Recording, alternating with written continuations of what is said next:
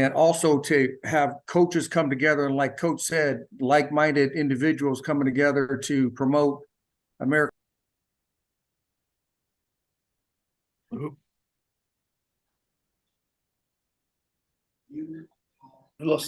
We've lost Coach Randall. Coach. Did you kick him off, You Rick? just kicked Coach Rick. He just kicked him off.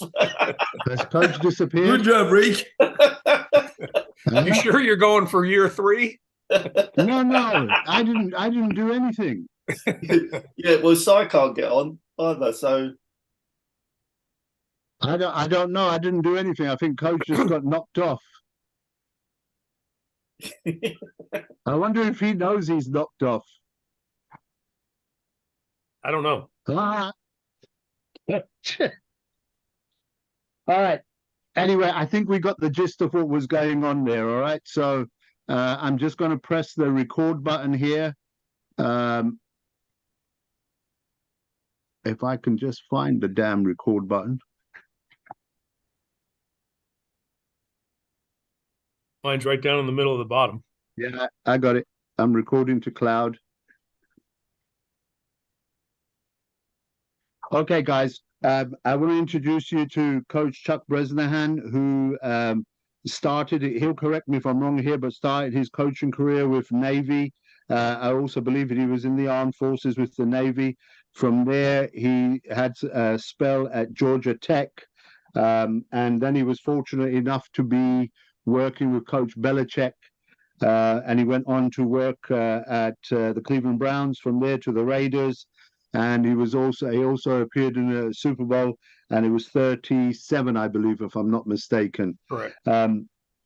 Coach also worked at the Cincinnati Bengals.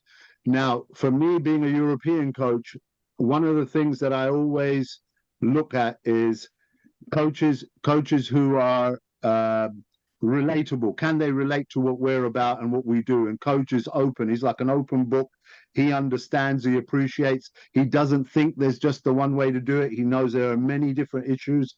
One of his favorite sayings is that, hey, this is just a speed bump. Let's get over it. Let's find a way to get across it. And that's how I've learned. And we've had great pleasure working together. So I'm not going to waste any more time than introduce Coach Chuck Bresnahan to you. Let him have a couple of words, and then we'll start the presentation. Coach. Hey, guys and ladies, it's great to be here. You all set, Rick? Yep. You good? Okay. Yeah, I'm good. Yeah, it's great to be here. This is an honor and a privilege. And, you know, Rick just gave you a little bit of my background, but my entire life has been football. My dad was a coach, so I grew up with the genetic defect of wanting to follow in his footsteps. But it's something that at this point in my career, I think is really important to have that opportunity to give back and to really it's just like it says, hashtag share the knowledge. And then to team up with one of my former players, Rod Woodson, and more than that, a true friend and somebody that I believe is one of the best people I know. It's, again, an honor and a privilege to be able to do this. Tonight, what we'll do is we'll cover the first clinic will cover coaching responsibilities. And I'm going to hit 3 different topics. Rick, if you want to go to the next slide, the introduction slide, we'll be able to go through that just real quick. Very informal presentation. Please take notes. And because we're doing the question and answer at the end, write down any questions you have, and then we'll try to get as many answered at the end as possible. You know, if this was an open setting in person, this would be very interactive. It would be questions as we go and answering them and trying to get it done. But in this format, it's a little bit hard to do. So we'll do the question and answers at the end, but we'll try to get everything taken care of. I really believe that you have to have a philosophy in everything you do. And that philosophy, it's your vision. You have to be sold on your vision, and you have to believe in it. And then you have to get anybody you're associated with to buy in and to create ownership. And I think that's really important. We'll talk a little bit about teaching styles. I really am a big believer on being yourself, and we'll go through some little stories that tie into that as well. Big believer in transparency and being a straight shooter. if you try to BS another coach or even a player, they sense that, guys and ladies. You have to be a straight shooter. You have to be very transparent. You have to be very vulnerable. You want to make sure that they understand that you're willing to admit when you're wrong as much as you want them to accept when they're being, wrong or correct when you're teaching them, whether it's in the classroom, on the field, during a game. It doesn't matter. The sequence of discussions for tonight will go through position coaching, because I know there's probably a lot more position coaches on here tonight than there are coordinators or head coaches. But hopefully everyone on here, if you're a position coach, you aspire to be a defensive, offensive, or special teams coordinator. And if you're either a position coach or a coordinator, you aspire to be a head coach. So these are some things that we'll just touch base on and kind of give you some thoughts and things you can think of as you progress as a coach and build your teaching style and your philosophy. The other thing I think is really important, you always hear, and I go back, I'm a big guy on researching some of the top coaches, their quotes, their favorite sayings, things they believed in. And you always heard growing up 3 phases of the game: offense, defense, and special teams, and that they're all equal parts. Well, in recent years, especially in the NFL, which I know we're not really dealing with that right now in this clinic talk, but just to tell you where it comes from, is officiating has become the 4th phase of the game, because it can completely control and affect a game. And we see it each and every week, especially in the NFL, but college football as well now, because there's parity at certain levels. But in the NFL, over 40% of the games are won by 3 points or less. And then you start to get up into the 50% or more that are 1 score or less, which means 7 or 8 points. So you have to understand all the little things, game management, the rules of the game. In the NFL, you got to know replay. So those are things you got to understand, that there is a 4th phase, and officiating has really become that. And I know that in certain areas overseas, you got questionable officiating. That's something that we want to address in the years to come, as far as being able to have officiating clinics as well. So those are things we want to be able to talk about tonight. Go ahead, Rick, to the next page. All right, this is just real quick. Now, the beauty about being the guy that puts the PowerPoint together, you get to choose a younger picture of yourself to make you all go, wow, that guy was a good-looking dude when he was young. But this is my contact information. And feel free to take this down. I know it's recorded, but take the stuff down. If you have questions, just understand we're on different time zones, but feel free to contact me through WhatsApp or through an email, and I'll be more than happy to respond to your questions or comments or whatever. Go ahead, Rick. Next one.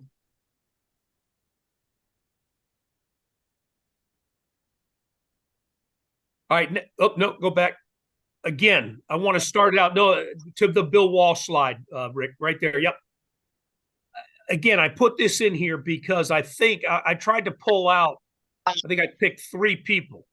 And throughout this clinic, we'll talk about some of the things that have helped develop the game of football. And these things go into what it takes to be not just a coach, but to be a really good or a great coach.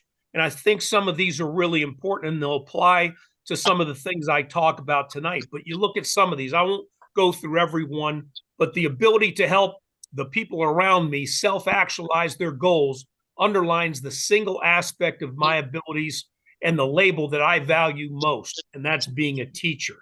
And I think that's what we all have to really focus in on, that you are a teacher. A coach wears many hats, okay? But you have to be a great teacher or you're never going to be a great coach, okay? Another one, I directed our focus less to the prize of victory than to the process of improving, obsessing perhaps about the quality of our execution and the content of our thinking, that is, our actions and attitude. I knew If I did that, winning would take care of itself. I worked for another guy who you'll see later on, Al Davis at the Oakland Raiders, when the Raiders were in Oakland. And that man had more knowledge than I'll ever acquire. And so he was an asset for me. But he would always talk about practice was the hard part. When they got to the games, when the Raiders were really good, when the legends of Willie Brown, George Atkinson, Jack Tatum, Daryl LaMonica, you had Kenny Stabler, Fred Biletnikoff, Jim Otto, when those guys played, they won the game on Tuesday, Wednesday, Thursday, Friday, and the games were fun because they challenged themselves and they tested themselves, and they were always looking to be the best in practice. So when they got to the game, it was easy. And there'll be a couple quotes in here that come back and kind of reflect on that. Winners are like winners before they're winners. The culture precedes positive results. It doesn't get tacked on as an afterthought on your way to victory stand. Champions behave like champions before they're champions. They have a winning standard of performance before they're winners. I really believe in that. And that's why you always hear about new head coaches coming in and changing the culture, because you want to be able to have that positive winning attitude. And if you're not positive, I know the old school coaches, when my dad first started, and it was back in the Woody Hayes and those coaches that were fire and brimstone, there was still positivity in that. And the more that we've changed and progressed as a society, the more you have to stay positive and be very clear and very open with your players and your staff. And I think that's really important. Be clear in your own mind as to what you stand for, and then stand up for it. I think that's another very important one. Al Davis said the same thing. Bill Belichick always preaches that, is once you have your philosophy in place and your vision set, then you have to stand up for what you believe in, okay? Discipline must be a habit so ingrained that is stronger than the excitement of battle or the fear of death. And the fear of death takes it a little bit to the extreme, especially with what's going on in life today. But again, when you start talking about, you get into the excitement, the challenge of a championship game, it's going against somebody that's your ultimate competitor. We have to be able to keep discipline and not lose sight of the final goal, and that's execution. And execution that is done in the proper way will lead to success. So you have to be disciplined. And then you guys can read the next two.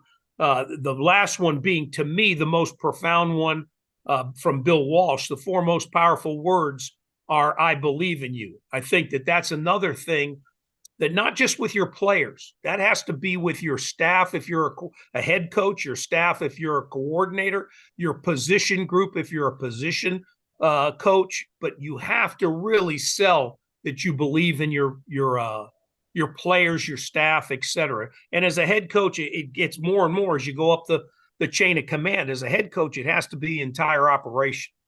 Okay, Rick, next slide, please. All right, let's go through some of the things for becoming a really good position coach. And I think you have to understand that every person counts on a team. This is a Belichick quote, that it doesn't matter what you do, what position you hold, whether it's a player, coach, medical staff, video staff. It is important that you do your job and do it to the best of your ability. What you are, though, as a position coach, you are an extension of your head coach and your coordinator. And we're kind of going backwards on this, and we're working up the ladder rather than down. But I'm doing it again because I think there's a lot more position coaches on this clinic talk, and I want to make sure I get through everything. Number one is, everybody must buy into the vision and sell that vision all the way down to their position group. So the head coach is going to have a philosophy and a vision for the team. he in turn is going to hire coordinators to create their vision and philosophy for their respective parts, offense, defense, special teams. They in turn have to sell that to their position coaches. This has to be a 100% buy-in. If you've got position coaches second guessing coordinators, if you got coordinators second guessing the head coach's decisions, guys, that is so it's just visible to everybody. You can't hide that. And you know, whether it's body language, mannerisms, talk, you can't hide that. So it's got to be a total buy-in if you want to be successful. The next thing we talked about, and I really believe, is that word, teacher. You have to be an incredible teacher. And I think I learned as much from my mom, who was a teacher, even for my football career, as I did from my dad, who was a lifelong coach. And it was because she always was very simplistic in the way she approached things, that she had to be able to push each and every student's button to get them to learn, because not everybody learns the same. And we all know that. But as a teacher, you must master and remaster your trade every day. So as you come in, if you're not getting better or you're not progressing forward, you're either staying still or you're getting worse. So you have to challenge yourself every day. Well, how am I going to get better? Not just how am I going to get my position players better, but how am I going to make myself better? And you better have learned from the previous day. You better anticipate things you're going to run into each and every day. The second thing, develop teaching progressions in everything you do positionally. And I really believe that, and we'll talk a little bit more about this later on when it comes to drill work, and I think it'll clean it up a little bit. But teaching progressions are huge. You cannot go from point A to point F. You have to go from point A to point B to point Always C. take notice. And you can't talk too fast and not make sure that your players or your staff are following your direction or your lead. So I think teaching progressions are really, really important. We always hear the KISS syndrome, keep it stupid simple. Well, keeping things simple yet challenging are critical to success. If you make things so complex that you can't get them, number one, taught, but most importantly, executed, then you really haven't done your job. So try to keep things as simple as possible, but still challenge your players. Okay, I think that's really, really important. Teach to the weakest mind. And there's no way to write that sentence without kind of feeling like you're knocking somebody. That's not really the point. You have to teach to the weakest mind in the room, because whether it's weakest or just doesn't quite get the way you're coaching, you have to understand that, like I said, every person is important, whether it's by position, whether it's by unit, and then most importantly as a team. So you never know when that person's going to be forced into a situation or have to step up and replace somebody that's been hurt, suspended, whatever it may be. So you have to be able to get through to everybody. So make sure you do that. And then I promise you, the guys that are quicker learning will still respect the way you're doing that. And then spend individual time with each player that you know that you have to challenge either more or help along more. So those are really important words right there. So keep it simple yet challenging, and teach to the weakest mind. Here's another one that I think is really big. This was something that, you know, you learn as you grow as a student. And then I obviously had, after graduating from the Naval Academy, had to serve time as an officer in the Navy. But you go through your building blocks, your foundation as a person. Well, one of the things that I've really learned, and Coach Bobby Ross, who I coached for at Georgia Tech, was big on this, and it was keep your meetings interactive. If you sit, and this is different because this drives me crazy because it's not interactive. It's me literally kind of preaching for an hour and then doing the question and answer. Like I said, if this had been in person, this would be interactive. I'd be asking you guys questions, letting you ask some of the questions during the process. But I really believe that you keep it interactive. Number one is it keeps your players, your students on their toes. And number two is they buy in quicker. And you also get to feel a little bit about how people learn and who needs that extra time or what really triggers them. So keep meetings interactive, and you won't have guys falling asleep, sitting there while you're watching film. Keep it interactive as much as you possibly can. The next one I think is really big too. And you did this as a kid in school. You had homework. Assign weekly projects, and you can team up. You can put your corners together or your receivers in a group and give them a project to do. Within the receivers, if you've got a Z and an X and a S, whatever you designate them as, put those guys in a group, but give 3 different assignments out and make them work, and then make them do a presentation on it in front of the group. Because once they can present, that ties right into an interactive meeting because they've had a comment in front of their peers in the room. Well, now you get up and you challenge them to give a presentation, and it can be pretty simple, but make them work at it a little bit and let them present their research and their knowledge and make them become the expert on that topic. And I think that again, that gets guys involved. It sells ownership and accountability within the room. The next one is probably one of the most important ones, similar to telling somebody you believe in them. All right. Be positive.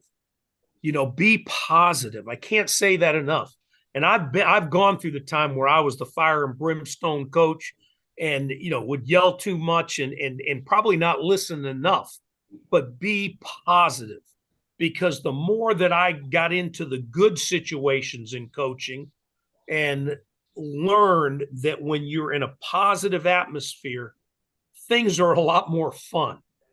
And when you're having fun, things get a lot easier. And guys are willing to do a lot more and work a lot harder for you. Okay, so make sure you keep things positive. That's not to say you can't be tough. You can be tough in a positive way. Okay. Encourage questions and feedback. Man, I never took anything personal.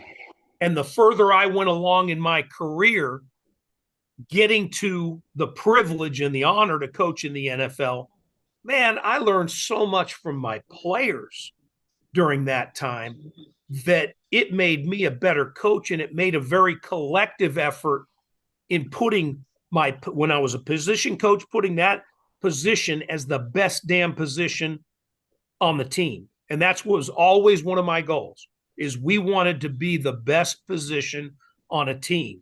When I got to the coordinator's position, then it was we wanted to be the best phase on the team out of the 3 phases. We wanted to dominate, and we didn't want any question when people talked about our team who they feared more, offense, defense, or special teams. Hopefully you got all 3. But we were always striving to be the dominant phase of the game. Next one, equally as important as anything else, because this will earn you stripes. If you treat your players with respect, they will respect you back. All right. And they'll be willing to do more than you ever thought that they would ever be willing to do for you because you showed respect. And I think that's important. And what you have to keep a tab on is the respect level goes between the players in your room. Because if somebody doesn't show respect to another player, that kind of festers in that room. So you have to preach that, and don't sit there and think you can't bring this up and put this on a slide in front of them. Challenge them openly to respect each other, to respect you, and you're going to earn my respect the same way. Next one, and this will go into a little bit of a story that ties into this, but be yourself. And I think that especially, it's hard to tell on here because I'm not looking at you all face to face, but how many real young coaches are in the room? How many guys have been in this for a short period of time as opposed to the guys that have been doing this for a while. But be yourself. I think everybody, when they're young, wants to emulate somebody that they've seen. You know, whether it's an NFL coach, a college coach, somebody they've worked with, they want to emulate that person. You have to be careful in doing that because you're not that person. So I worked for Bill Belichick, my first job in the NFL for the old Cleveland Browns. And it was back when nobody wanted Bill Belichick. Okay. He was, you know, they fired him in Cleveland and, you know, they were hanging effigies of him in the stands at the last game. I mean, it was crazy. But when I went on and started to succeed, I wanted to carry a lot of the things I learned from Coach Belichick because they were spot on and I knew that it made me a better football coach. But now transition forward. Coach Belichick has had a bunch of guys underneath him, and there's certain guys that branched off and became head football coaches in the NFL. And I was leaving Oakland and going to Cincinnati, and the Jets had hired a new guy. And one of my linebackers left Oakland and went to the New York Jets. Well, I was at the Bengals now, and all of a sudden I got a call. And this player goes, "Coach, you told me you knew this guy. Who is this guy?" He said, "I walked into his room. He's got the cutoff sweatshirt on the sleeves, and he's talking like he's done something. This is a rookie head coach. He doesn't know what he's talking about." He was trying to be Bill because he had worked for Bill and seen that be successful. But you can't sell that to players. You have to be yourself. You have to go in and sure, you can have all the positive things that you've had from every coach you've worked with, and then all the negative things. You want to emulate the positive and kind of put the negative ones aside, but don't go in and try to be somebody. That just doesn't work, and people sniff through that real quick. Okay, Rick, go to the next slide, please. All right. As a position coach, I think this is really important too. You have to be a technician, okay? Techniques and fundamentals must be taught and emphasized on a daily basis. The one thing that's happening, and the beauty for us to come over and do some international camps is the hunger, the thirst for knowledge, for technique, for fundamentals, anything that will make them better. In the United States, at the high school level, college level, and pro level, because of all the rule changes and the amount of time you're allowed to spend on football, things have changed. And we've kind of taken the easy way out. You worry more about scheme than you do about technique and fundamentals. So when you watch the quality of a game, and I don't care if it's high school, I don't care if it's college, and believe it or not, it is prevalent in the NFL. The quality of the game is not the same as when I came into the NFL in 1992 or when I was playing high school football in 1976. You know, it's just not the same because we've taken shortcuts and you don't have the time to do it because of the restrictions. So don't lose sight of teaching technique and fundamentals, because when it comes down to two teams being very similar and you're in those games, when you start getting to the top of the heap, the playoffs, whatever it may be, you are going to be competing against somebody very similar to you. It's going to come down to technique and fundamentals. If you have a game where weather or any other condition kind of balances the field, you want to be technically and fundamentally better than your opponent. So don't lose sight of that. Have a philosophy. Be very detail-orientated in what you teach. And then the next thing is going to really be, I told you I'd talk about this, a real emphasis point as you go into how you not just teach an individual drill, but how you prepare practice, how you learn as a coordinator and prepare your drills, and then as a head coach, how you run your team. But this is very simple. And this goes back to Bobby Ross at Georgia Tech. And he was a big believer that every drill had to simulate game situations. And there's coaches, especially young coaches, that will see drills and they'll think, okay, I'm going to be the drill king. And I'm going to combine this drill, and this drill, and we're going to do it all at once. Well, that never happens in a game. Plays in a game are very quick. So he really made us all follow the following instructions, that each drill must have the following: a purpose. Every drill has to have a purpose. Every drill has a starting point. Every drill has a finishing point. And every drill has a tempo. Okay? And then you go back to that first little bullet where it says must simulate a game situation. Coach Ross would walk into my office and he would say, and I'm a young second year coach at that time. I had started at Navy my first year and then went to Georgia Tech with Coach my second year. Well, for the next 5 working for him, he'd come in all the time and he would say, okay, I want you to take this drill that you did in practice and I want you to go to either a team event in practice, whether we're doing team run, team pass, blitz period, whatever it may be, or a game tape. And I want you to show me a play that simulates what you're doing in your drill. So you had to take a clip of the drill and then show it being applied to a game situation. If you couldn't do it, you're wasting your time and their time as a player. So he held you accountable that way. Believe it or not, I did that all the way through this past season coaching in the XFL with Rod Woodson for the Vegas team. I did the same thing with my players, trying to show them, here's what you did in practice, here's how it applied to the game. Because as soon as they see that, what happens as a player? Man, you're all in. You're going, damn, that made me a better player. That helped me make this play. So again, when you hold yourself accountable that way, it's really, really important. The next thing, researcher. Again, going back, this is kind of a combination of an Al Davis, a Bill Belichick. It doesn't matter. You leave no stone unturned, okay? You research, you do the work. And I think the one thing that we've realized is the old days of sleeping 2 days a week in the office. And I actually did that my first 2 years in the NFL for Coach Belichick.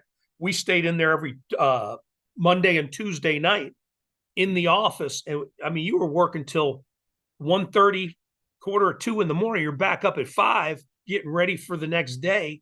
And that's almost counterproductive because you're exhausted by the end of the week.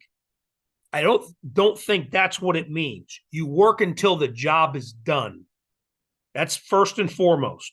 Work until the job is done. I always told my staff as a coordinator, when you're done with your job and you know you've done the job to the best of your ability, go. Because you've earned that right to leave the building. But if you haven't done your work and it's going to show up the next day, you better not leave because you're going to be held accountable. But you want to make sure that you leave no stone unturned. You want to research as much as you can. Know yourself. And when I say know yourself, I mean your position as a position coach, number one, but then you better know your defensive philosophy or vision, and you better know your team's philosophy or vision and be able to, again, to sell that to your players. So always know yourself better than you know the next one. Know yourself better than you know your opponent. Because if you compete with yourself, competing against your opponent gets easier. Okay, I think that's really important. So know yourself, know your opponent, and you're going to do a self-scout on yourself. You're going to do an opponent scouting on your opponent. But again, know how to tie that in. Here's a key thing for you, and make this note. You don't have to teach your players everything you know. And Trace Armstrong, who played for us in Oakland, we got him from the Miami Dolphins. He was defensive end. and really a brilliant individual. Trace always said, coach, this was to Mike Waffle, was his position coach, but I listened to it as well as a coordinator, and I kind of applied the same thing in trying to teach each defense to our players when I would do the overall install. But he would always say, coach, give me 3 things I can sink my teeth into. I don't need to know everything. I want 3 things I can sink my teeth into. And if you can teach somebody that, now this is an NFL veteran, all pro player, Pro Bowl player. He said, keep it simple, because he wanted to be able to play fast. He didn't want to be thinking on the field. He wanted to be reacting and playing as a defensive player. Same thing goes on offense. I really believe that when you get a play call that's 32 words long, that you're breaking the huddle and you got to hurry up so you can get the snap off before you get a delay of game, you haven't helped your offense. Keep it simple, find ways, be creative, think outside the box to keep it simple, and let guys play fast. Now, the next thing is know the game. And this is where, if we're in the room, I'd be asking you guys, pointing out, asking people questions. Okay, what do I mean by know the game? That's the 4 phases, okay? And it's the 4th phase that's the most important at this point, because you know you're going to know what the head coach wants. The offensive coaches are going to know what they need to do offensively. The defensive coaches are going to know what they have to do defensively. And special teams-wise, I know depending on what level you're at and how many coaches you have, a lot of those coaches have to also coach special teams. Well, you guys have collectively decided on the philosophy and the vision for special teams. Where it becomes important is the game of football, and I'll hit on this later, is situational. You have to be able to know the situations of the game and react and adjust to each and every one. And I've already talked about it. That's officiating. In the NFL, it includes replay, and it's game situations, whether it's clock management, field management, whatever you have to be part of, weather conditions, you have to be a master of all those, okay? You have to. Okay, go to the next slide, Rick, please. All right, some of the things now, again, bringing from Bill Belichick, and you can apply this to what we just talked about for a position coach, as well as going forward as a coordinator. But mental toughness is doing the right thing for the team when it's not the best thing for you. I have heard him say that since 1992, and I actually knew him because my dad coached with him at New York with the Giants under Bill Parcells. He was the coordinator there. He said the same thing back then. So this is something that he really believes in. And guys, when you think about it, it's absolutely right. If you're willing to put the team first and your own personal goals and aspirations as a result of your team goals, you're going to really hit success a lot quicker than if you're fighting that battle. All right. This is another classic Bill Belichick. Talent sets the floor, character sets the ceiling. He is a big believer in that. When I worked for him in Cleveland, we had a book, and that book was a big 3-ring binder that had all the definitions of what we wanted and the criteria for each position, okay? So a player had to be a certain height, weight, speed, the whole thing, and you had all these things that were in there. But then there was an asterisk at the end that said if a player does not meet these criteria, they have to have a special talent that far exceeds what it. So again, character was one of those. If you had a guy with great talent but was a questionable person, and we had a guy that was an overachiever but was an unbelievable person, we'd take the overachiever in 2 seconds because we knew it would enhance the locker room and not create any kind of turmoil in the locker room. So that's important. The next one, you guys, everybody knows this one. Do your job. That's a Patriot. They put it with the Patriots. We had it on our T-shirts in Cleveland in 1992. So it was well before the Patriots that Bill had that philosophy. And that means being prepared, working hard, paying attention to the details, and putting the team first. So again, these things you kind of get the sense of where he comes from. Next one, I think a coach's duty is to avoid complicating matters. I just talked about that, about keeping it simple so that guys can understand and guys can take it to the practice field, guys can take it to the game field, and again, play fast. You don't want them thinking on the field. That really negates any advantage you have athletically, talent-wise, whatever it may be. You're going to hurt yourself. If you work hard and you're coachable and you understand what you need to do, you can improve. I think that's important. And I think some of these you have to share with your players and let them know where they come from. This is not just something you made up. This is something that's firmly believed in. And half of these things that we put as Bill Belichick quotes, I promise you, if I went back in my library of books, Bill stole this from somebody else. And not stole it, but he uses it and he gets credit for it. But these are things that I think are really important. If you're coachable and you understand what you need to do, you can improve. If you're not going to listen or you think you know all, and believe it or not, you run into those players at the high school level, college level, professional level, it doesn't matter. Every level, you're going to have certain guys that think they know everything. All right. Bottom line is he's a bottom line guy. And these are this is the way he says them too. You get the job done or you don't. It's that simple. Did you get your job done? It goes right along with do your job. The next level of that is, did you get it done? And if you don't get it done, you're not playing. We're going to find somebody else to get in front of you and execute at a higher level. So again, that's really important.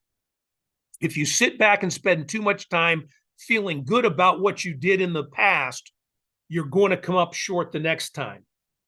This is a guy that knows what it takes to get there. There's that controversy or questions out there. Was it Belichick or was it Brady for 20 years? It's a combination. It was an atmosphere. It was a culture that together, and it wasn't just Belichick and Brady. I mean, there are other guys that were very instrumental in coaches to the success of the Patriots over those 20 years. But when you look at what they did on over 20 years, that will not be repeated. I can almost guarantee you that, okay? But the biggest thing there is if you rest on your laurels and you're not trying to get better, people are coming up. You're now a target. The first year, we lost to them the first year in the tuck rule. I don't know if any of you guys know the tuck rule. Coach Rick knows I love to bring this up. But we lost to the Patriots in the Snow Bowl. It was a blizzard. We had about 6 inches of snow. And I was at Oakland. We sacked Tom Brady and caused the fumble. Greg Biekert causes it. Charles Woodson recovers it. We think we're going on to play Pittsburgh in the championship. And whoever won our game between the Patriots and the Raiders, we're going to kick the crap out of the Steelers. There was that big a difference. And we would have gone to our first Super Bowl. Well, they end up getting the tuck rule. It gets called a tuck. They took advantage of it and moved on. But the next year, they're no longer the underdog or the team that nobody was looking to beat. They were the team with the target on their back. So you always have to be striving to get better. You always have to be striving to improve, or it's going to disappear. I love this one because in today's society, this isn't the truth in a lot of things. But there's no medal for trying. This isn't like 8th grade where everybody gets a trophy. We're in a professional sport, and it is competitive to win. You know, nowadays everybody gets a participation trophy. There's still, I don't care if it's high school, college, or the NFL. There's a winner and a loser, and you are striving to win. You don't work your butt off. You don't put in the hours. You don't do the things that you're working at to practice to lose. You don't do it. You're practicing to win. So you always have to keep that in, and you have to build that competitive spirit and that mental toughness that we've talked about within your position, within your unit, and within your team. For a team to accomplish their goals, everybody's got to give up a little bit of their individuality. So you kind of get what Bill talks about in his quotes here. It's so much about the team and doing your job. Those are the bottom lines, and you will be held accountable. So I think those are important things, and you can share that with your position players. As a coordinator, you can share that with your unit, and you don't have to be Bill Belichick, but you can pull some of the things that you believe in that he's already helped prove are very successful. Okay, Rick, go to the next slide, please. Let me just keep an eye on my time here. Okay. As a coordinator, similar to a position coach, you are the extension now of the head coach, but you're also the used car salesman that has to sell the vision to your defensive, offensive, or special team staff, okay? But you must buy into the vision of the head coach and sell that vision to your staff and your unit, okay? So that's important. Plus, you have to have your own vision for what you want, but you wouldn't have been hired by that head coach unless you had already developed that. You have to be a leader and a coordinator, okay? Encourage staff to have ownership. Same thing we talked about with the players as a position coach. You've got to build ownership.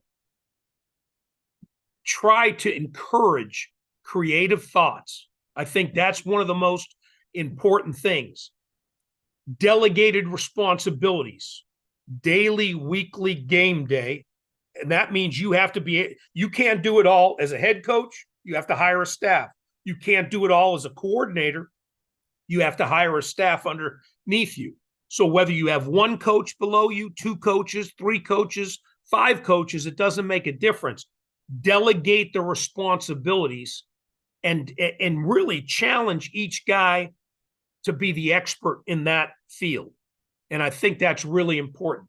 And you have to have this for the off season. You have to have it for in season.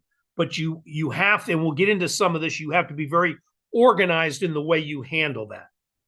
As a coordinator, you have to be a student of the game. And we always talk about that, period. As a player, you love to hear coaches say, man, that player's a student of the game. He knows the game. Well, you better be a student of the game. Whether you're a coordinator, position coach, head coach, you got to be a student of the game. You must understand situational football. Your responsibilities now as a coordinator have elevated from when you were a position coach, because now you're making the call. You get input from your assistant, your staff, but you're making that call, and you got to believe in what you're calling. If you're hesitant, or you're going and then you make a call, those players know that. If you're slow getting a call in, it doesn't exude confidence. So you have to understand situational football, and you have to anticipate how you're going to react to each situation. You must understand the rules of the game. We already talked about that. That's important because that gets into game management. And the more you can teach your players how to handle the rules of the game, the better off they're going to be. Quick story. 2015, I was working in the NFL office in the officiating department. Dean Blandino had hired me to be a kind of the first full-time head coach, or not head coach, coach to come in and give a coaching perspective to the officials. So I was really tied in. Well, the league had just changed the pick rule for all the pick plays versus man coverage. So they had come out with a very specific way to interpret the rules. So it helped the line judges decide whether it was a pick or a legal play. Well, we go out on our spring visit to the Patriots, and the offense stays in the room with the officiating crew that came out to visit. And so we're sitting, I'm sorry, it was during training camp. We're sitting in the room, and Ron Torbert was the referee. Josh McDaniel was the defense or the offensive coordinator at the time, and Brady was still there as the coach, as the quarterback. We sat in that meeting for 2.5 hours with the offense, and all they wanted to do was master three things. They wanted to master the pick rule, They wanted to master Rob Gronkowski not getting called for OPI every time he pushed off. And they wanted to master time management in a 2-minute situation. Out of that 2.5 hours, 2 hours went on just the pick rule. Well, then we stay and we officiate the week with, they're going up against New Orleans, the Saints, in a joint practice, and then they play the preseason game. Well, in practice, they must have run 300 pick plays. And some of them got called, some of them didn't. Then all of a sudden they go into the game and they master it, okay? And they are running these things to perfection. I come back for a game in October against Seattle, and it was a knockout, drag down brawl between the two, and it came down to a last-minute play. But during the game, Julian Edelman runs a pick play, and Richard Sherman was the cornerback for the Seahawks, and all he did was complain to the referee that they picked him and it was illegal and all. Julian Edelman ran right back up to him and he goes, "No, the pick rule," and said that right to Richard Sherman in front of the official, and then jogs back to the huddle. And he was right. They knew it and they executed it to perfection. So know the rules of the game. Know how to give your guys an advantage. Coach to the limit of the rule. Don't break the rules. Coach to the limit of the rules. And I think that's really important. Be a strategist and a technician. Okay? You must develop a game plan to attack the opponent, and you must adapt and adjust to game situations. But some people will hear that and they'll go, "Oh man, I'm going to be Dr. Doom and I'm going to come up with 95 different blitzes and this and..." No. Remember, go back to what we said in the position coach phase of this. Keep it simple but challenging. So even though you want to be a strategist and a tactician, you want to keep it simple and within the philosophy of your defense, offense, or special teams. But always challenge your players to do a little more, okay? Adapt and adjust to game situations. I think that's critical.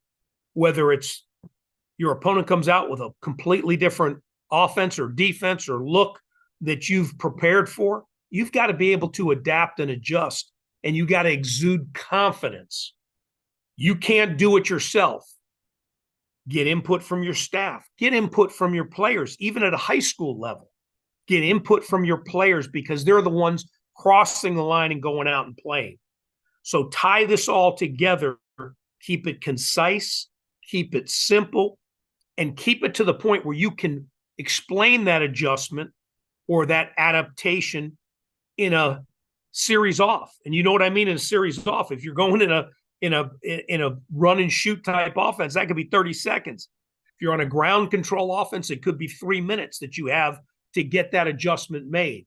But you have to be able to work within the confinements of the game and the game situations. All right, go ahead to the next slide, Rick. All right, to coordinate. Let's get this, and I probably should have put this earlier, but I think it kind of ties in after that.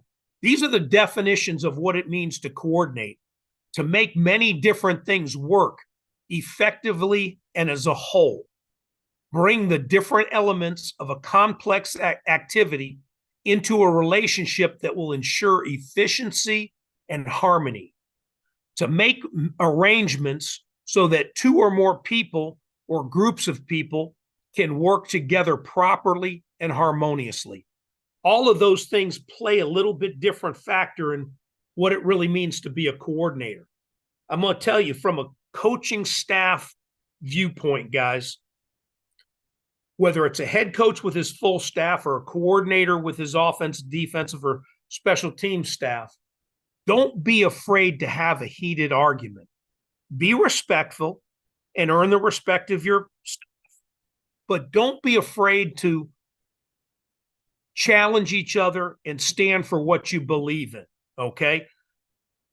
Some of the best staffs that I've coordinated, and when we went to the Super Bowl 37 with Rod Woodson and Trace Armstrong and all those guys in Oakland, I had a defensive staff that was the best staff that I've ever had as a coordinator.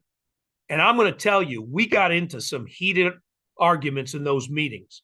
And what I learned to do early in my career as a coordinator, I got one of those big sandglass timers. And the timer I had was a 5-minute timer, and it was a big thing. Well, we had it in our defensive staff room all the time. We'd get into these discussions. If we got into something where we couldn't come up with a unanimous decision, or we were getting into one of these heated arguments about who was right, who was wrong, who had the better idea, I flipped that timer upside down, and we had 5 minutes to come up with a decision. Or as a coordinator, if we didn't come up with a unanimous decision, then I made the final decision and we live with it. But what happens was you get into these heated discussions, not arguments, but discussions, because it's all for the better of the defense or offense.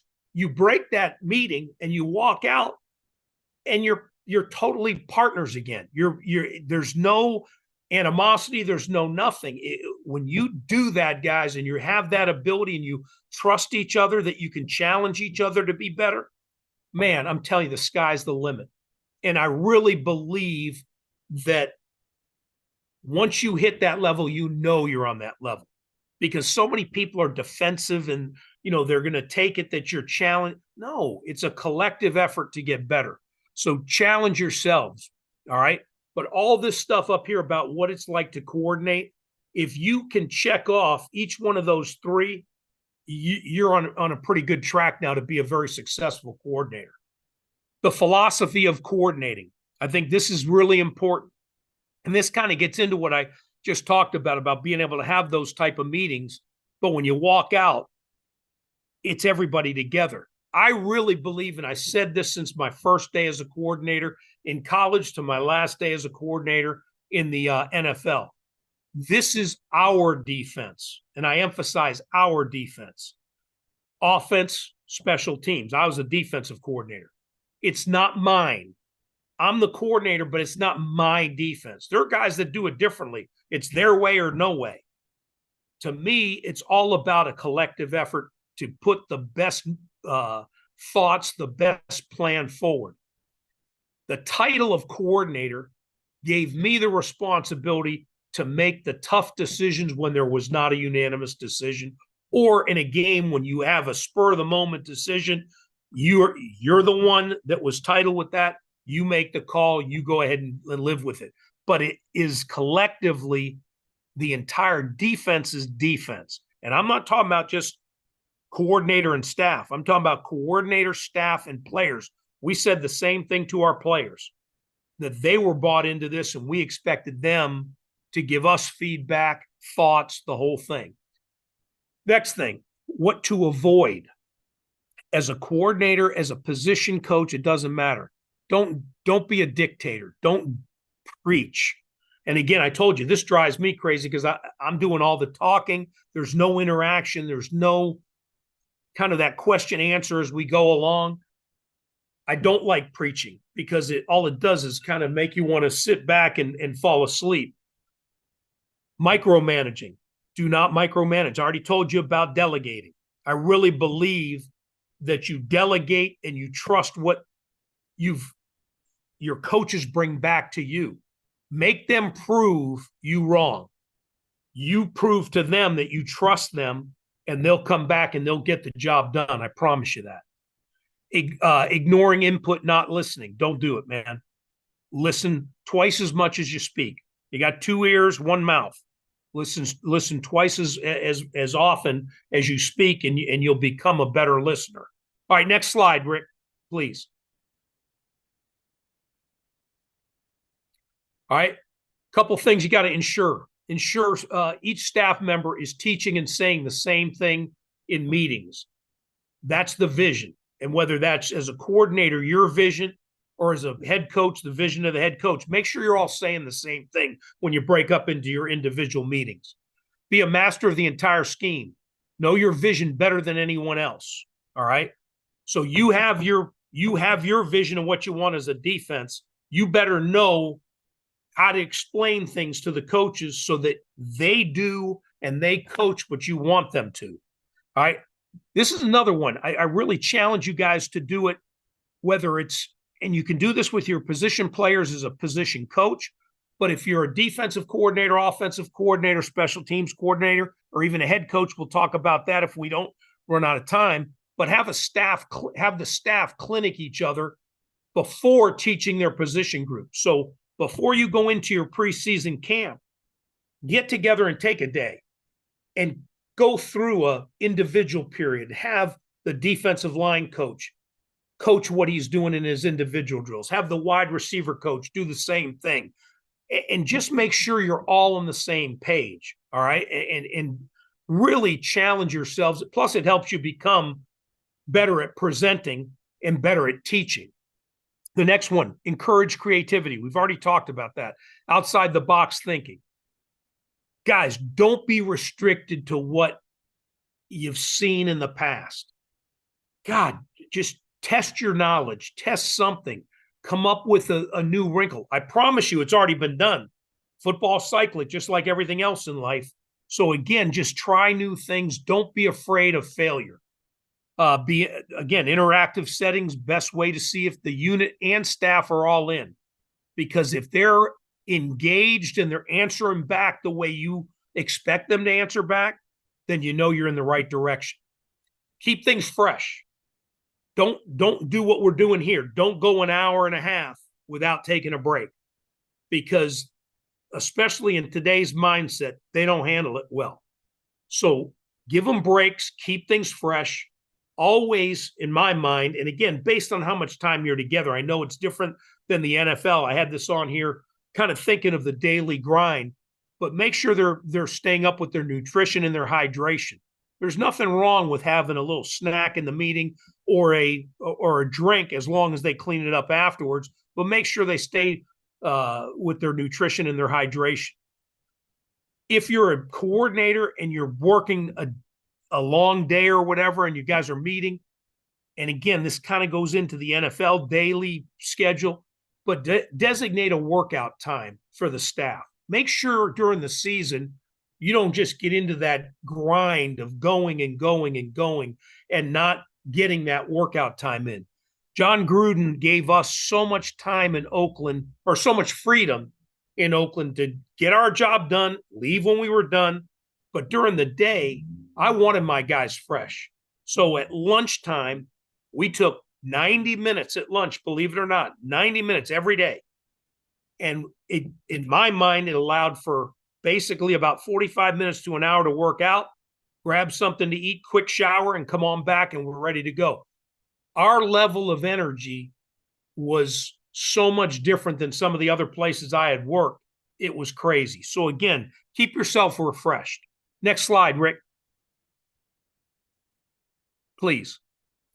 All right, must be organized. Create staff responsibilities for your offensive staff, your defensive staff, your special team staff.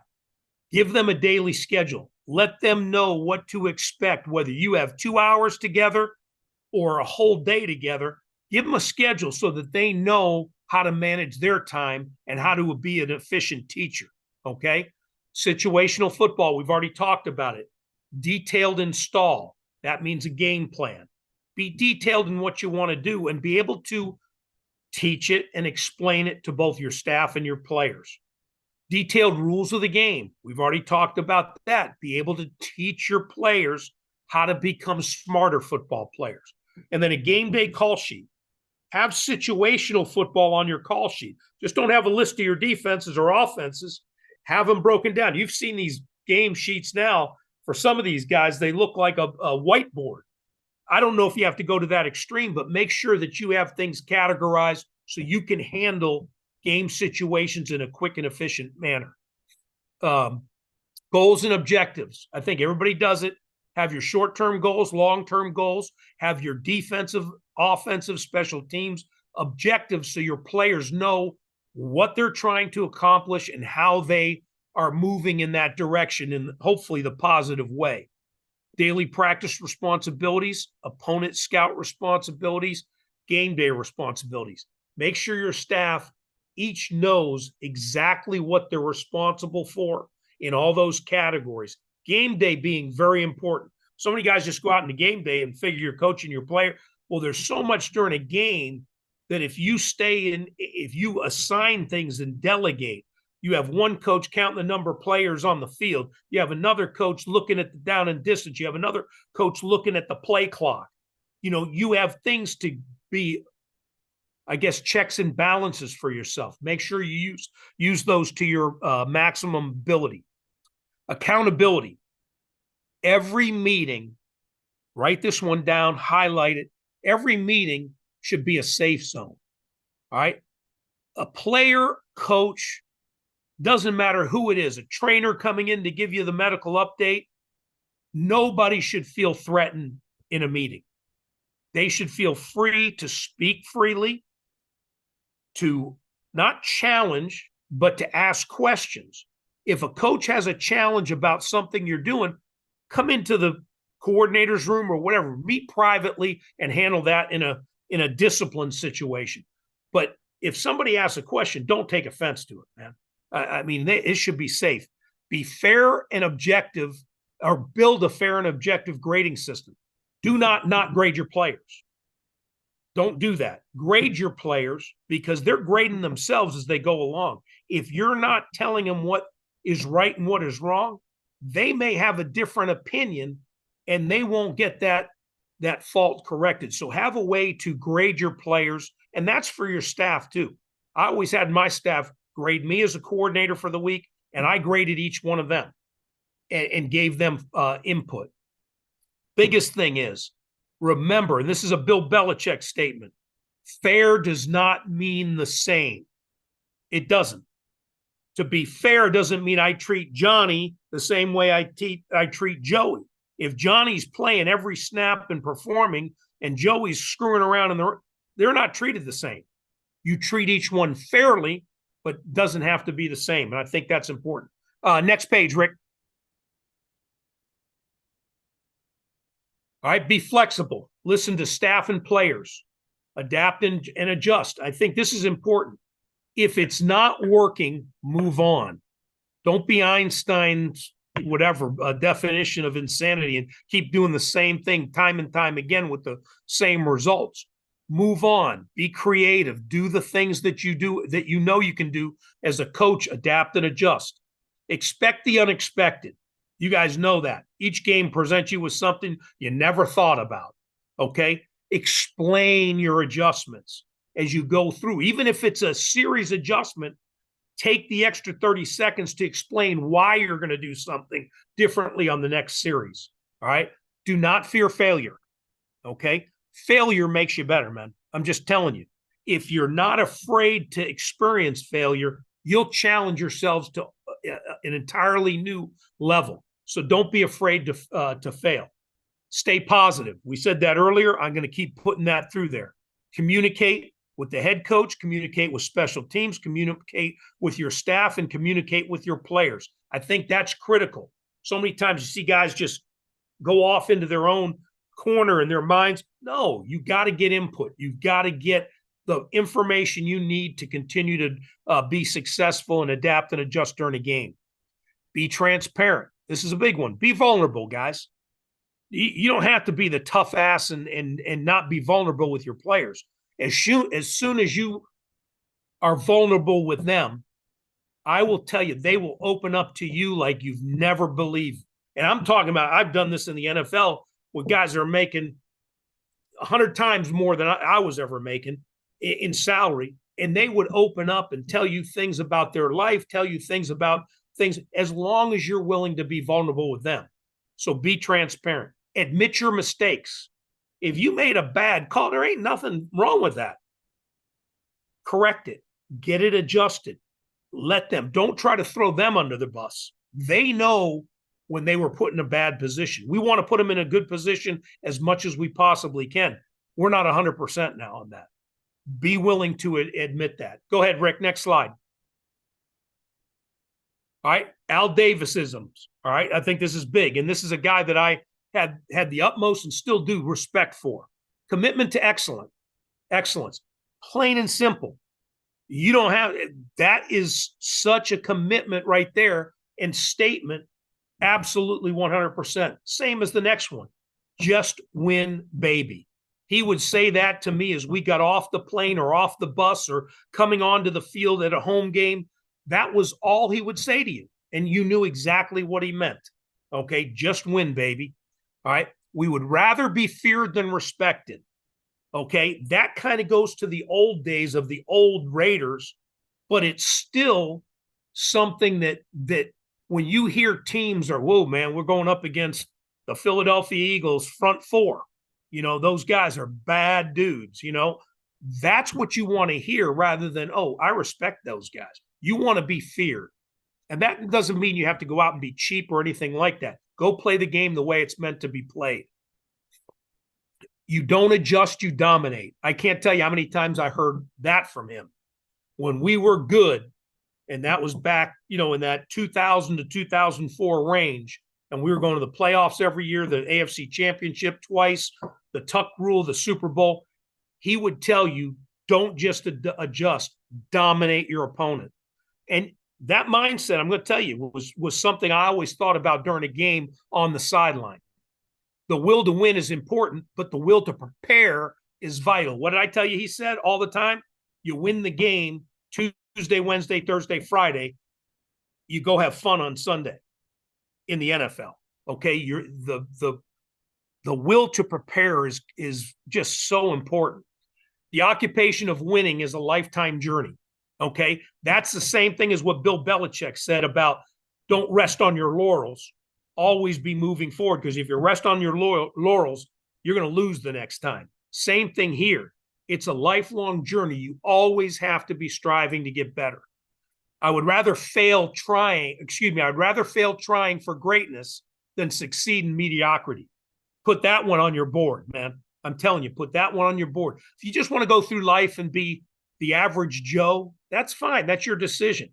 But if you want to be something special and affect your players, and I'm not talking about just on the field, I'm talking about in life, be something special. Don't be mediocre, be great. Pride and poise. Everything you do with pride and you do with poise. And then the last one was the greatness of the Raiders is that they don't take you on, they take themselves on. I told you that in the very beginning. If you work to be the best version of yourself, man, going up against your opponent becomes easier every time. Okay? Any questions on that? All right, next slide, Rick. Can you tell me how much time I got? I know it's already passed. Can you hear me, Rick? Coach, yeah, Coach. Let's go another 5 minutes, and then we can go into the Q&A if you get to a good position. All right. Yeah, no worries. Hey, guys, I'll go through this quick. This is going through some of the head coaches, and I put some guys up there that really have kind of molded the game. Okay, in some college, some NFL, whatever. I mean, it's just be the best version of yourself. Next slide, Rick. Okay, characteristics of a great head coach. Some of this, guys, goes to just being a great coach, period, not necessarily a head coach. But understand these are the things that you need to be a great head coach as well. Leadership. A great head coach must be able to lead by example, inspire their team, and instill confidence in them. Critical. Honesty. I think that's critical for every level of coach. A great head coach instills trust between his coaches and players through honesty. Told you, if you try to BS your players or BS your staff, they're sniffing that out and you've lost credibility across the board. Okay. And you're going to divide your locker room. You're going to divide your coaching staff. Be not a good teacher, but really a great teacher. Okay. We've talked about that. They must ensure their team is constantly evolving, learning, and growing their skills. In-depth knowledge of the game, we've talked about that. You have to be able to analyze the strengths and weaknesses of their team and opponents to oversee the development of effective game plans.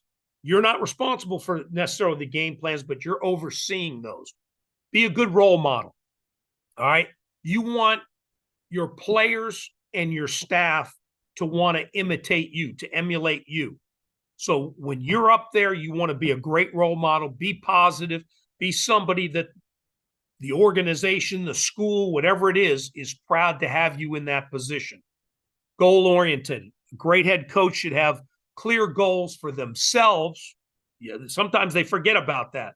You still are challenging yourself as the head man. You got to set some goals for yourself and your team. Okay, next slide, Rick. Organized. A great head coach must be well organized and with impeccable attention to detail. That's critical. You can't be sloppy and get away with it, because if you're not getting it clearly across to your staff and your players, you're wasting time. The next two kind of go together: time management and punctuality. Time management, man, you have to be able to get the job done, get out of there, and get recharged, because too frequently we spend too much time wasting time. And then by the time you get to game day, you're exhausted because you put in so much time during the week. So manage your time. That's on a daily basis, weekly basis, full in season, full off season, whatever it is. And then be punctual. Being early is always being on time. Okay. When you set something to start at a certain time, you should instill in your coordinators that you want them and your players there 5 minutes, 10 minutes, whatever you decide, earlier than you show up.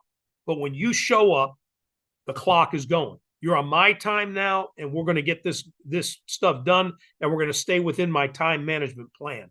So be on time. Be a good listener. And again, I say great listener, man. He understands that being a good listener is worth its weight in gold. It encourages ownership. When you listen to your players and they feel valued, man, they'll lay it on the line for you. Okay. And that goes as a coordinator and a position coach too. Okay. Be vulnerable. We've already talked about that. Be fair. We've already talked about that. Fair is not the same, or fair and the same are not the same. Be yourself. Okay. Enough said. We've already said that once. Next slide, please.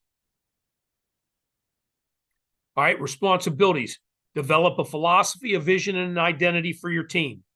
All right, this is important. If you ever get the opportunity to be a head coach, and I know it's different based on the level of football you're coaching, but hire the best, most competent staff possible. Avoid hiring family and friends unless they're fully qualified, because that can be your demise in a real heartbeat, because you're trying to be nice.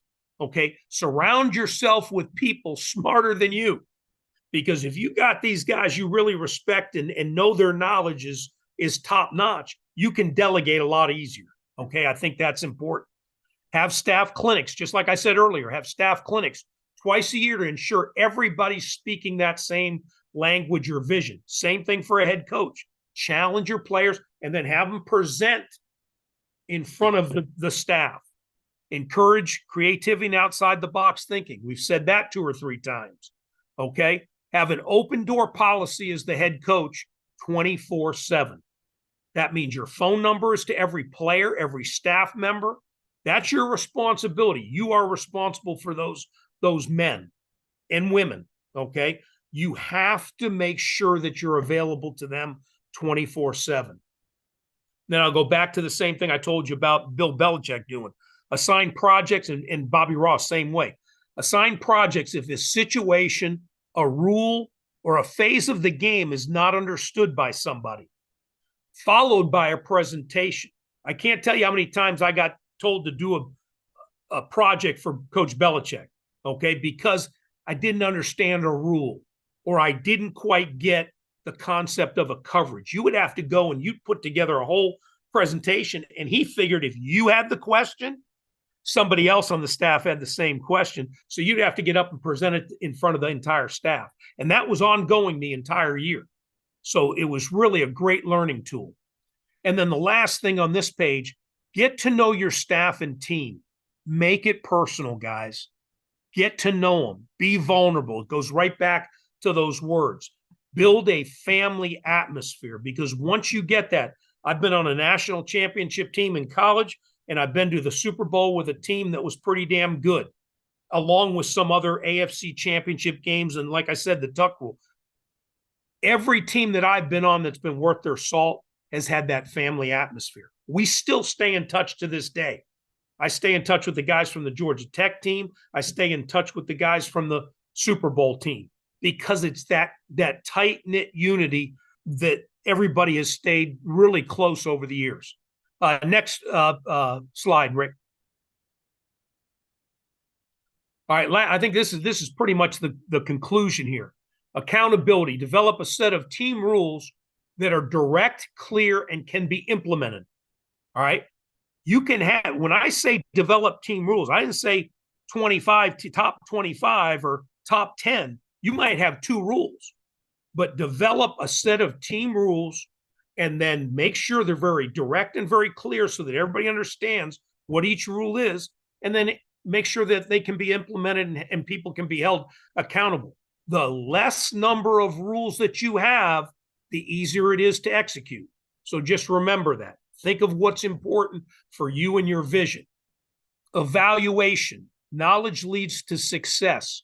Know your team, know your opponent, and know the game. This goes back to a little bit what we talked about in each phase as a position coach as well as a coordinator. Conduct a full evaluation of your team as often as possible. Identify your strengths and weaknesses. Conduct a thorough opponent evaluation. Know their strengths and weaknesses. Conduct a game management evaluation each week on what you did the previous game. Master situational football. So if situations came up about when to use a timeout, or how to you guys don't have challenge, but like in the NFL, how to make a challenge. When is the right time to make a challenge? What's a worthy challenge? You want to be on top of all those things. I already said it, and I said it again, cannot say it enough. Be yourself. And the last thing is, I said this early on, have fun. Doesn't matter if you're a position coach, coordinator, head coach, have fun. Ladies and gentlemen, this has been unbelievable. Rick, go to the last page. I want to make sure that I give a shout out to Coach Woodson over on the left and Coach Rick. I think the picture got a little squashed there, Coach Rick, on you.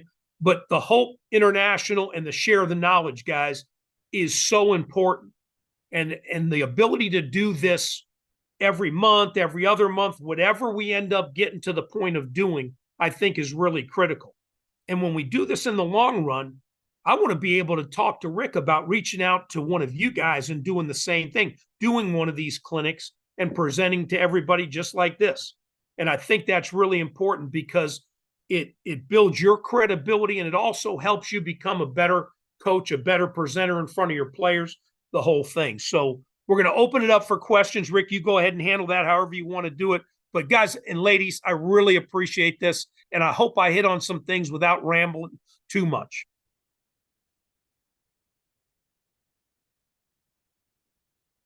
Rick, you're muted. Rick, you're muted. Sorry. Thank you. Sorry, Coach. There was a couple of people who had their hands up. I think Mr. Butler was one. Coach Butler, if you want to pose your first question.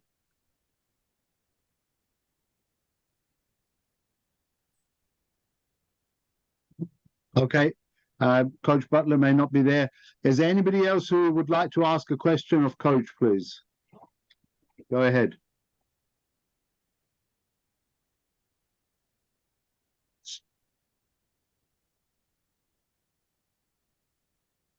Coach, we've got a really small pool of players up here in the Highlands, so it's a bit more difficult when you have to have those guys on your team to be able to have a team in itself. How do you not pander to the athletes and let things get out of control, or like keep that unit together without having to sort of lose your values as such? Well, it's a great question, and again, I think what you have to do is go back to when I stated a few times during the presentation, don't be afraid to be creative. Don't be afraid to think outside the box. But how do you sell a buy-in for everybody? Even if they're not to the level of some of the other guys that or ladies that you may have, you got to challenge them to just be their best version of themselves. If you can do that and then keep things, like I said, really simple. When I said you teach to the weakest mind in the group, you have to get that feeling of how that is. And you may be even at a position where you got guys playing both ways, multiple positions, the whole thing. So you really have to be able to keep things simple and let them go out, because I don't care if you're 8th grade football, high school football, college football, NFL. When you play fast as a player, you know it. When you go out and you just play the way you did as a kid in the backyard when you were just making up the game, when you play fast, you know it and you feel a lot better about yourself. So keep it simple. And I think just keep challenging yourself on ways to get guys to buy in, players to buy into what you're trying to get done. Okay? Thank you, Coach. Yes. Coach Klatt from the Wexford Eagles.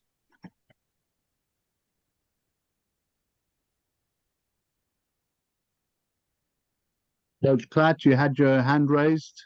Wexford Eagles.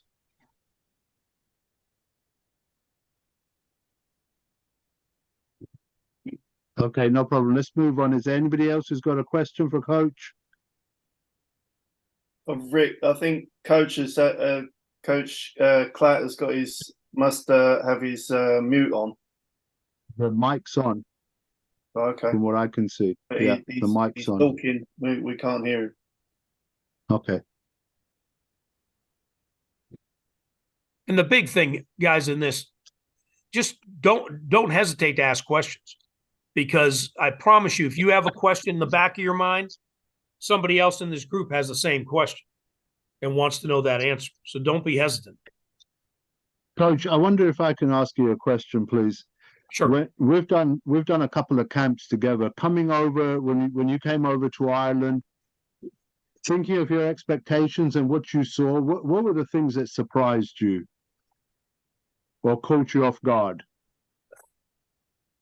I've always said this about going overseas to do some of these camps is I said it in the presentation, the hunger, the thirst to just learn. And they're willing to do anything you ask.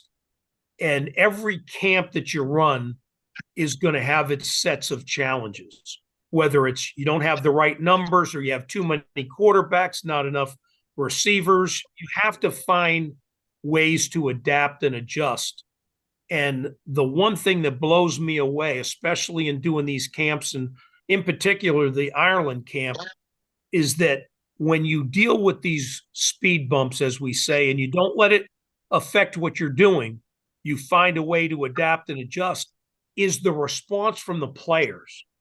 And that's a little bit goes back to the question that I was just asked. How do you handle this type of group, a small group that you have to have everybody on the team?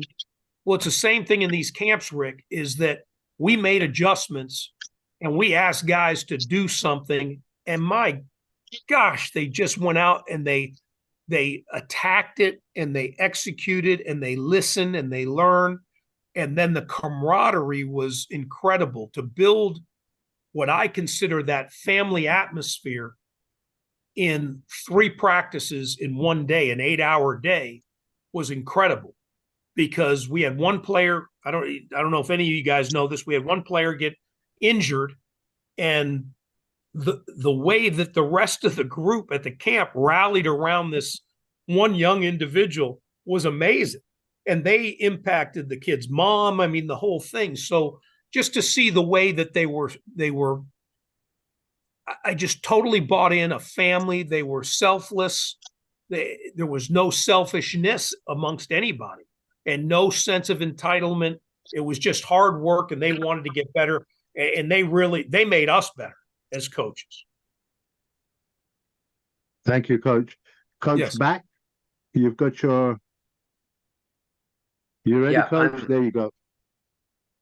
Hello. I wanted to ask more about, some of us younger coaches are trying to get ourselves opportunities to maybe advance our careers and find higher levels to coach at. And I wanted to ask you about what's your advice.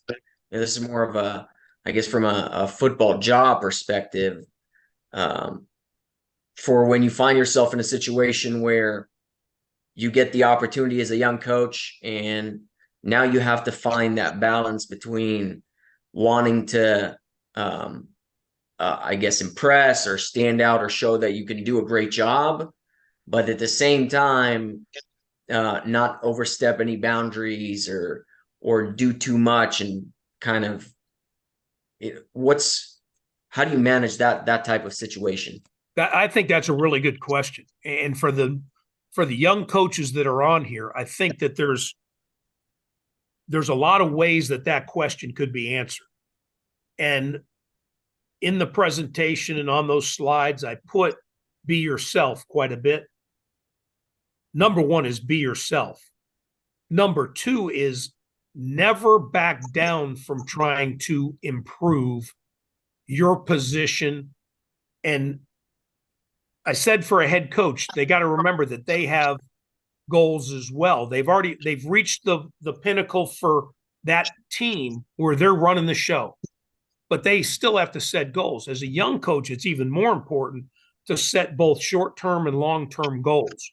And I think that if you do that realistically and follow that rule about doing your job, but doing your job to the best of your ability, and if you start to worry about impressing somebody, you're never going to accomplish that.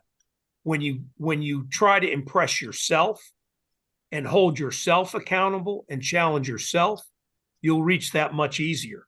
And I think that another thing that has to happen now, and again, depending on where you're at, it's all different the way this works and how important. But networking is another thing that I think is really important. Guys, this is networking right here. I mean, we've got 53 guys, it looks like, on here. This is networking. If we do this right and we do this, whatever the schedule is for the next clinic, and the same guys get back on and we bring a few more with us, that's networking. And you guys should reach out to each other, and we should have some way, shape, or form to be able to contact. And that's why I put my contact information up there. I have no problem in talking to each and every one of you. I don't care how long it takes, because I think it's important that we share the knowledge amongst ourselves. This makes us all better, and it's going to impact the players that we coach in a positive manner. The last thing, really, that just in as far as advancing, is challenge yourself and set a little bit of a timetable for yourself too, where, okay, I'm this old. In the next 5 years, where do I want to be? In the next 10 years, where do I want to be? And just put something there and see how close you're getting to achieving those goals. What's scary for me is, as a young coach, like I said, I grew up in football because my dad was a coach. So I got my first job, I think 4.5 years after graduating from the Naval Academy. I served my time as an officer. I got my first job. Well, I set in my mind, I wanted to be a coordinator at this age. I wanted to be a head coach at this age. And I got the coordinator position 4 months before I had turned the age I had set on my goals 10 years earlier, or whatever, 8 years earlier. And then I forget what it was. I think it was right after about 6 months after I had set that I wanted to try to be a head coach by that age. I interviewed with both the Indianapolis Colts and the San Francisco 49ers after the Super Bowl. And it was at that age. And it's scary that you set that, and then all of a sudden these opportunities presented itself. That's not saying that's going to happen for everybody, but you have to set goals, and you have to do what you need to do to be successful and to accomplish those. You're never doing it at the expense of the team, though. I think that's very important. It's just like a player. You put team responsibilities, team goals ahead of your own, but that does not mean you don't have yours. Okay? Thank you, Coach. Yep. Coach, Thank you very much. Before I go to the next question, and that'll be Coach Paul McKillop, I just want to give a few minutes to Coach Woodson, because either I cut him off or Zoom cut him off, and I can't be living with that tonight. So I'll hand you, Coach, go ahead. No, modern technology cut me off. That's what it did. We'll blame the computers, these smart devices. It's supposed to be. But I just want to say, hey, I appreciate all you guys coming together. I mean, Coach Chuck, you know how much I appreciate you. Coach Rick, you know, I got to know Coach Rick more when the Ravens went over to London and I was there all week. And Coach Rick got me these sweet glasses that I'm wearing right here. But, you know, the biggest thing I want to say for the coaches is that remember that we are what we repeatedly do. Excellence is not an act, it's a habit. So if we as coaches, and same thing as a player, if you allow your players to do the wrong thing consistently, and then you get in the game and he does the wrong thing, you can't be mad at him, right? You got to like every step, every where your eyes are at, where your hand placement are at, where you're stepping, your angles on a consistent basis. If you're doing that stuff over and over and over with your guys and telling them it matters in a game, it matters because if they're doing it wrong in practice, they're going to do it wrong in a game. That's just a fact. And that's one thing I want to say. And the second thing I want to say is that your mouth is a creative weapon. It's not a tool to distribute excuses. And the first sign of a loser is an excuse. A guy who does not want to take responsibility, either good or bad, is a guy that you got to be like, you got to be really question mark how you're going to succeed as a player. But I wanted to say this, you know, as your players, don't hold your players accountable. Still give them love, though, because remember, all you coaches are also probably surrogate fathers, mentors to these kids who maybe they have two family households, maybe they don't. You just never really know. You might plant a seed in them, and that's why I still do this stuff for football. I hope that somewhere that we're talking to a kid, that somebody's planting a seed in the kid, and another coach somewhere along the line, wherever in the world, waters it in a couple, you know, in a couple months, maybe in a couple of years, and that seed comes to harvest in a month, 2 months, 3 months, a year, 2 years. You never really know. And it's the coaches, because my youth coach was a really good friend of mine who passed away 2 years ago, but a really good friend of mine. And he got me excited to play football. And without him being excited all the time and teaching me the right way, but also teaching me to be a better human being, I would have became the person I became as a player. So just remember collectively, yes, we're teaching football, but you're also talking life because to me, all my great notes I have in my life, I got from coaches. All my nuggets, all the little one-liners I say, I got from coaches. Somewhere in my life, I got from coaches. So just remember that you're their coach, yes, but you might be the only positive male figure in his life.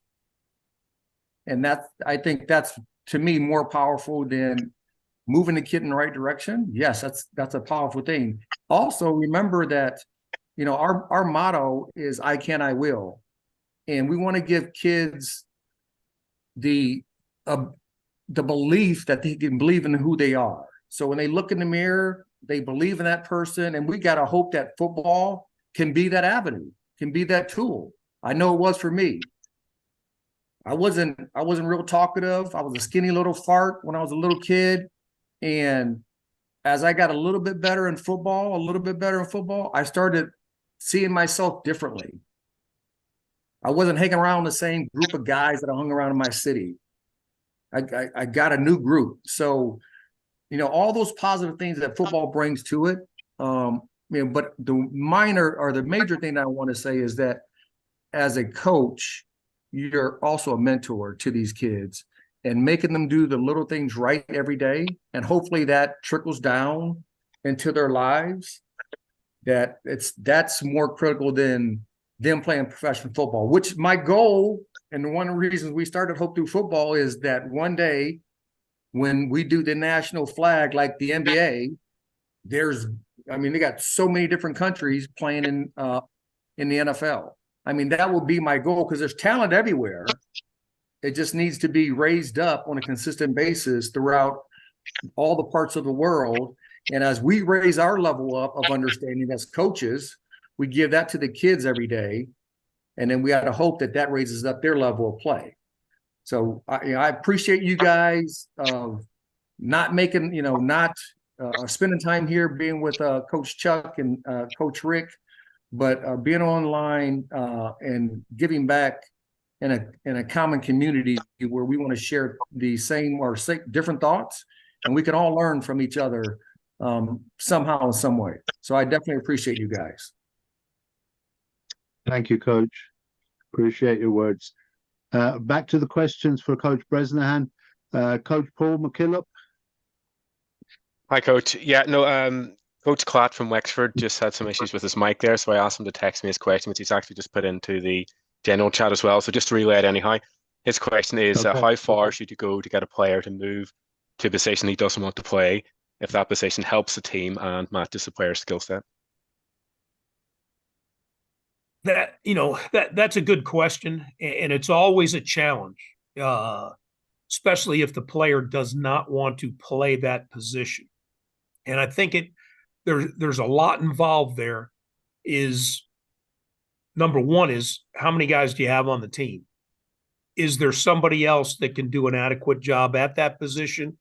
But the bottom line is, and I said it probably numerous times throughout the presentation, is that the bottom line is if you really want to be a good team and you have everybody bought in, they'll understand that a move that benefits the team is the most important move that you can make.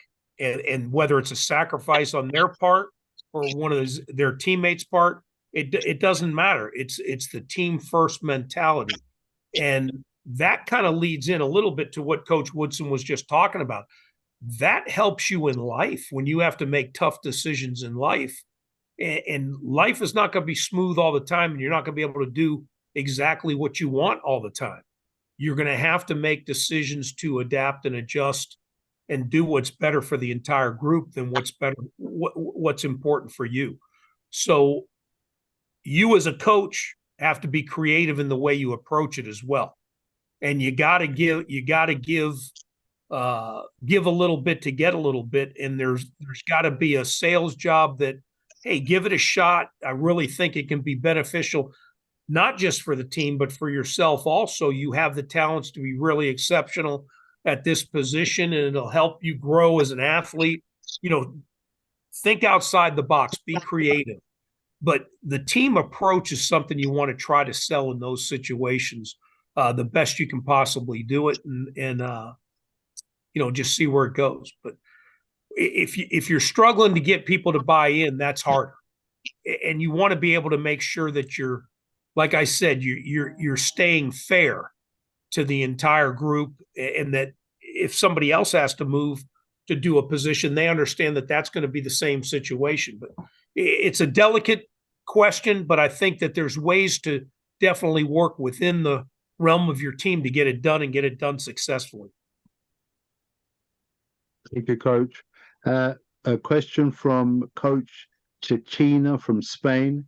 In an environment where you cannot really select all the time your coaches, where you cannot select your coaches, how do you motivate them? When you say select your coaches, are you talking about picking your staff, or are you talking about just being together? Yeah, I think the question is probably where in the States you can interview and get coaches on board, where you have less choice, you don't always have the ability to really, how do you then motivate them? I still think that, the pandemic has taught us that Zoom is a powerful tool, and you can still interview through a Zoom interview.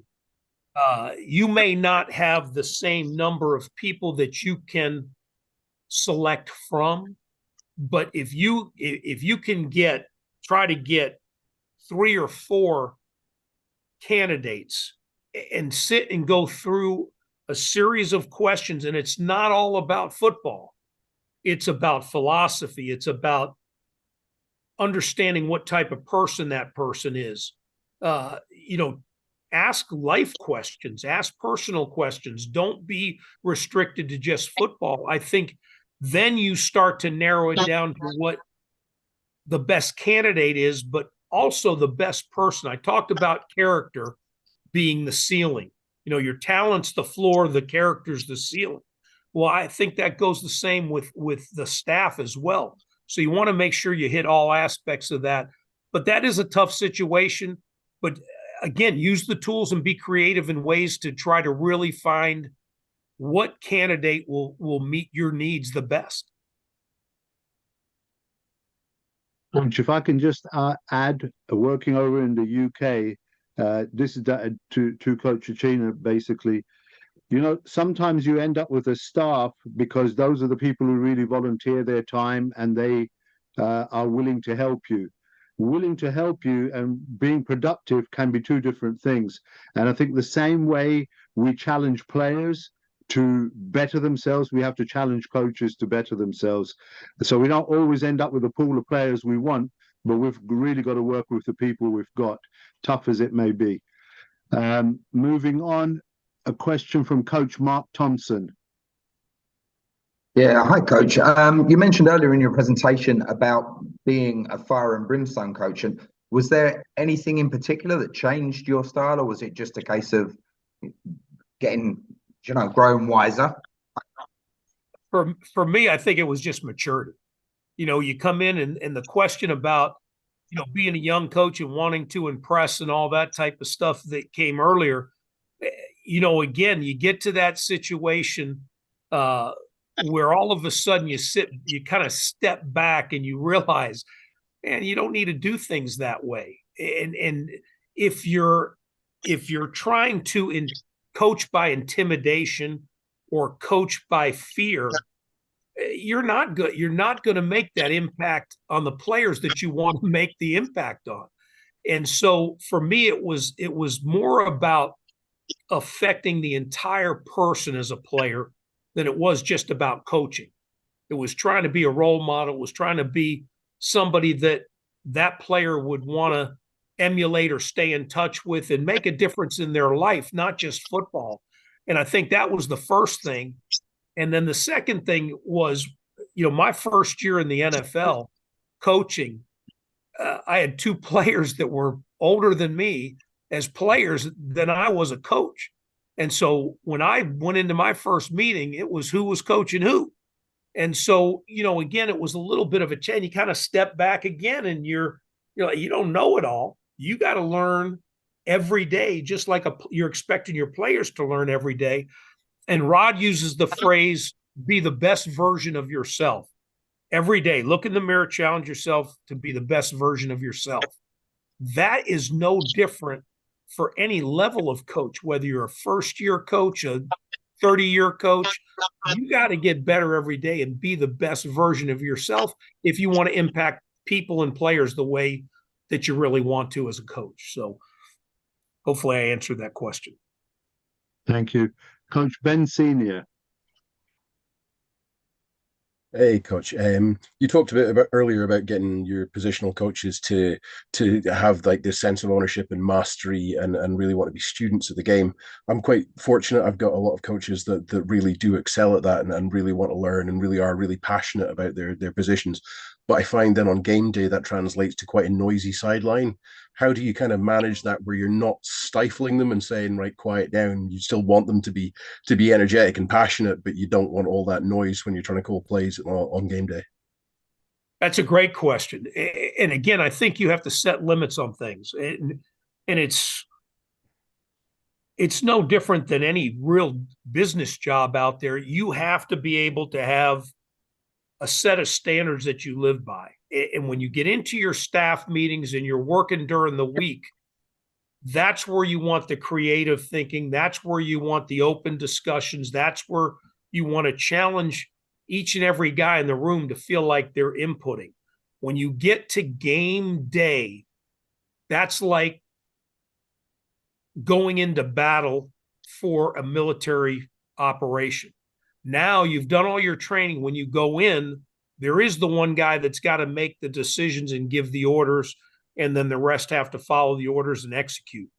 when you get into a game day on the football field and you've got 3, 4, 5 guys talking in the headphone all at once, or even when you don't have headphones, you're just on a sideline, it becomes chaotic. And what you do is you kind of instill chaos amongst your players as well. And you're not setting a good example. Again, remember, we want to be good examples for our players. And when you work well together, so I think you have to set a set of standards, and also game day responsibilities and assignments. You delegate things like I told you. Somebody's watching the play clock. Somebody's watching the number of players we have on defense. So you don't have 10, you don't have 12. Somebody is, watching the down and distance and making sure the coordinator knows. So it's just little blur. You're still involved, but it's all organized and regimented, and you work like a well-oiled machine rather than a chaotic group where you're getting input. Now, in between series, I think that the way that I always did it in between series, the first minute that the guys came to the sideline, that was for them to get their water, put their helmet down, do whatever they had to do, and kind of sit down. We got together as a staff, and I got the plays that hurt us from upstairs in the press box. And if you don't have it, you just discuss it on the sideline. But you get that chaotic mess out of the way in the first minute, where you're all, and you're looking for input. As a coordinator, I'd be looking for input. As a head coach, I'd be looking for input, and then kind of move forward that way. But when it comes to the actual time on the field, the series on the field, it has to be smooth. It has to be silent. It has to be well organized, and it has to be efficient. So you don't want a lot of, and you just explain it to your staff that way. Thanks, Coach. Appreciate it. Yep. Thank you, Coach. Coach Owen Brady. Yeah, hi, Coach. I'm a new coach at a senior level. I've been coaching a youth team for a couple of years, but would you have any advice for someone moving from youth to senior on coaching styles, differentiating between youth and senior, and how to maybe adapt myself as a coach going Well, forward? I think was that it? Was that the final question? Yeah. The biggest thing I think you have to do is, number one, challenge yourself to look at the level of play that you're at when you go to the seniors, understand who you're going to be coaching and what is their progression in the sport. You're obviously going to be dealing with guys that are more experienced, and so you're going to want to bring a little bit more to the table, so to speak, technique-wise, fundamentally, drill-wise. But again, you don't want to go too far. You don't have to impress them. You have to teach them. And so, again, I don't know if I would say, okay, I've jumped up to the senior level, I have to change the way I coach. That's not really true. You have to adjust the way you coach, adapt and adjust, and then teach to the level that your players are at. And again, because you went up doesn't mean it has to be more complicated. Still try to keep it as simple as you possibly can and get feedback. Again, as a coach, I encourage you all to get feedback from your players, and it doesn't matter what level you're at, because you're going to get a feel for where they're at, and then you're going to become a better coach because you're going to be able to fine tune and, again, make sure that they're developing the way you want them to develop.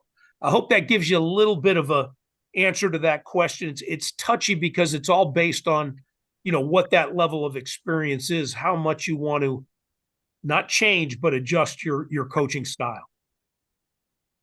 Yeah, that's great. Thanks, Coach. Great. Okay, guys, we're going to be wrapping it up soon, so we'll take a couple of more questions if there is a couple of more questions.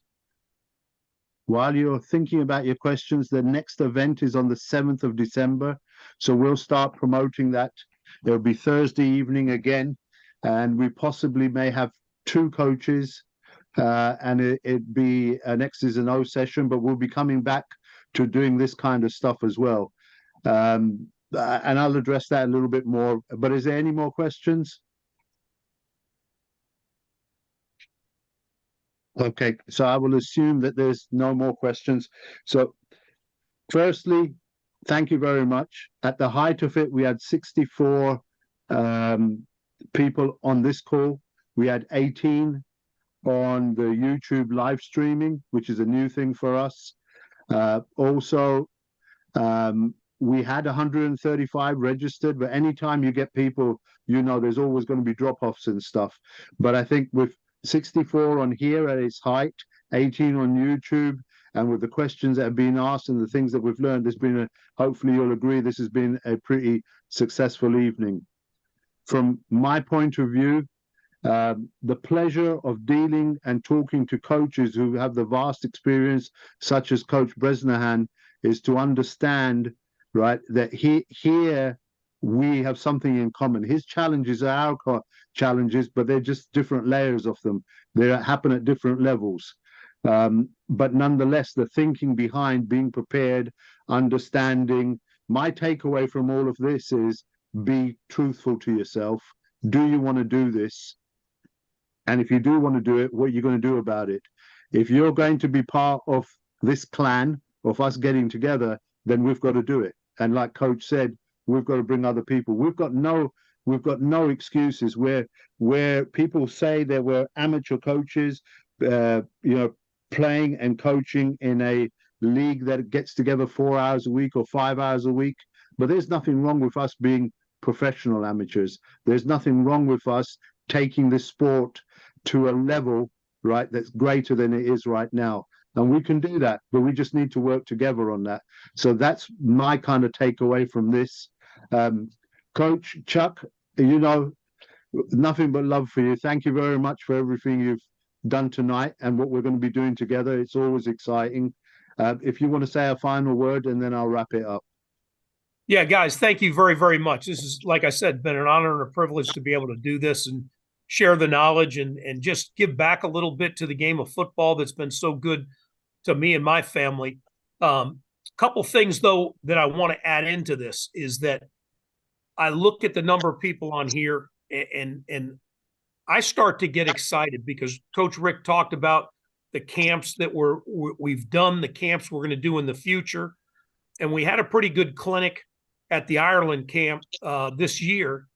And my goal, though, is this gets me excited, but the thought of all of us being able to go somewhere and have an in-person clinic that can be interactive and we really start to network and get to know each other, that's what we want to end up doing. And that's why I'm saying bring people with you for this, because the game of football is not just football. It's life lessons every single day.